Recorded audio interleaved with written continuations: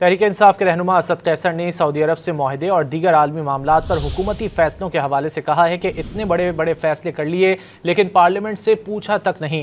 قومی اسمبلی میں اظہار خیال کرتے ہوئے ان کا کہنا تھا کہ فلسطین پر میاں صاحب نے ٹرمپ کے 20 نکات پڑھنے سے قبل ٹویٹ کر دیا، نہ فلسطینیوں سے پوچھا نہ پارلیمنٹ سے۔ وزیر اعظم نے پاکستانیوں کے سر شرم سے جھکا دیے۔ اسد قیصر نے سابق سینیٹر مشتاق کی اسرائیلی فورسز کے ہاتھوں گرفتاری کی مذمت کی اور حکومت سے ان کی رہائی کے لیے اقدامات کا مطالبہ کیا۔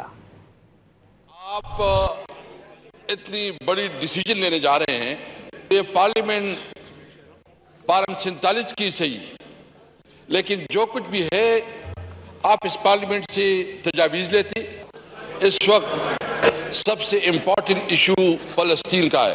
میاں صاحب کو کیا جلدی تھی کہ ابھی مسٹر ٹرمپ کا وہ 20 نکات تھی، پوائنٹ بھی نہیں آئے تھے، کیا اس نے ٹویٹ کر دی؟